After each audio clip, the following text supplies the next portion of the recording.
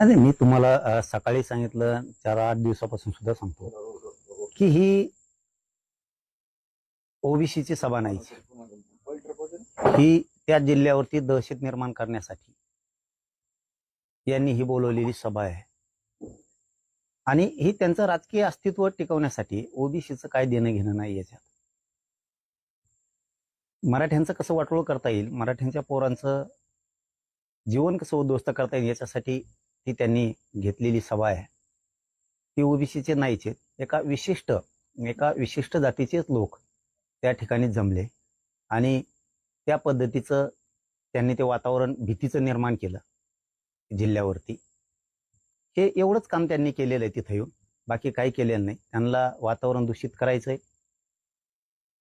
हे काम ते करणार आहेत. ते कोर्टातही गेले आणि रस्त्यावर बी आले आणि कुठं आले तरी काही फरक पडत नाही. कारण त्या ग्राउंडवरती आमची घोंगडी बैठक झालेली, हे जे ग्राउंड आहे तिथं आमची घोंगडी बैठक झालेली. त्याच्यामुळं त्यांची क्षमता आमच्या लक्षात आली काय आहे ती, आणि सरकारच्याही आली असेल. ही खटाटोप कशासाठी, ही खटाटोप कशासाठी? कारण ते ग्राउंड तिथं आपली घोंगडी बैठक झाली. तुम्ही सगळे पत्रकार बांधव सगळे त्याला साक्षीदार आहेत.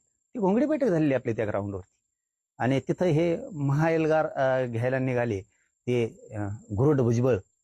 ते घुरट तिकडून येतं इथं आणि बीड जिल्ह्यातलं वातावरण खराब करते. आता ज्या एका नेत्यानं ते लोक जमवलेत तेवढे तर मदत कसात घेतात. नुसते इथं व्यासपीठावरच्या लोकांसाठी काय वाजवून लोक जमविले का ती, आणि यांच्यासाठी घुरट लोकांसाठी. अरे तुमची काय पत हे लक्षात घेतली पाहिजे. तुमची पत त्याच्या नादी लागून, त्या घुरट भुजबळच्या नादी लागून कशाला वायाला घालता? आणखीन तरी शहाणे व्हा. आणखीनही वेळ हातातली गेलेली नाही. तुमच्यातला एक नेता माझ्या मतानं शहाणा झालाय, तसे जरा शहाणे व्हायचं बघा.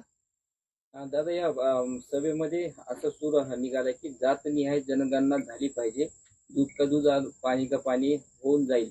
आणि त्याचबरोबर आकडेवारी सांगत मराठा समाज 10-12% असल्याचं सुद्धा भुजबळांनी सांगितलंय.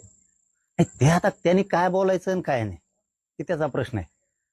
आम्हाला माहिती आणि राज्याला पण माहिती मराठा किती आहे. मराठा 50-55% एकटा मराठा आहे. त्याच्या आकडेमोडीवर कोण किंमत देत आहे?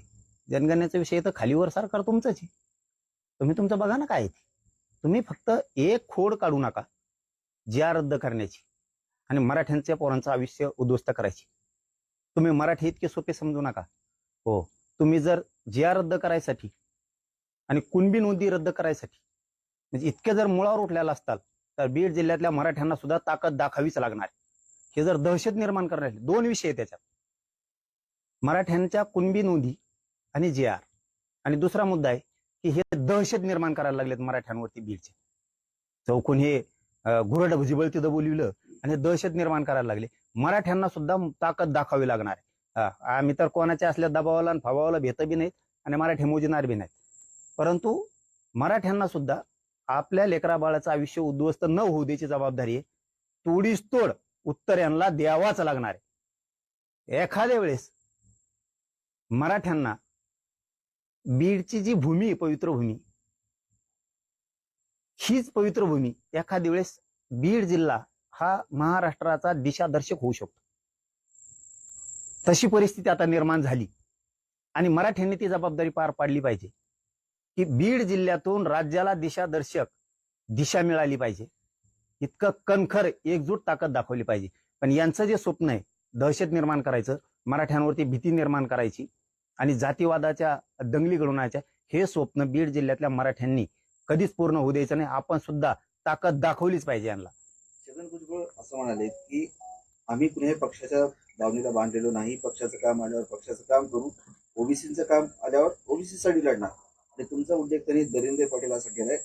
तुम्ही म्हटलं होतं की ओबीसी ना पाडा, आम्ही ओबीसीच्या मुळावर उठणाऱ्यांना आडवं करू. नाही, ते काही म्हणता येते. आता बुद्धी ढळली, अक्कल दाड पडली. अक्कल दाड असते माणसाला, त्या घुरट भुजबळची पडली वाटतं.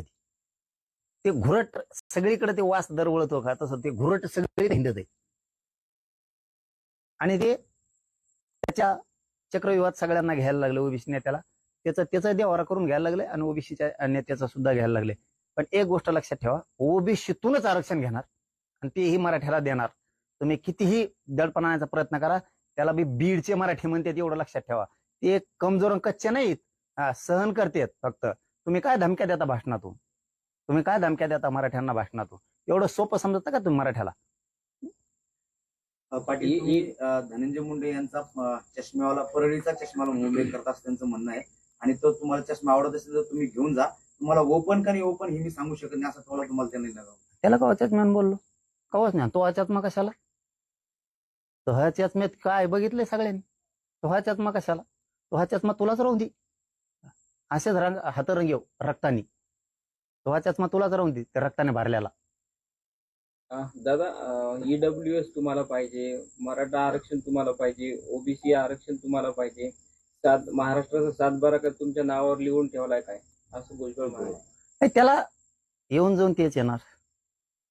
त्याला काही करून फडणवीस डॅमेज करायचे, आणि फडणवीस साहेब काय त्याला डॅमेज होत नाहीत. फडणवीस साहेबांनी मराठ्यांचं मन जिंकलंय, त्याच्यामुळं त्याची काय चाल चलत नाही. आता कसल्याच परिस्थितीची चाल चलत नाही. त्यांनी किती वळवळ केली आणि फडणवीस साहेबांच्या लक्षात आलं असेल याची अवकात किती. तिथं आमची घोंगडी बैठक झालेली आहे, तिथं आमची घोंगडी बैठक आहे.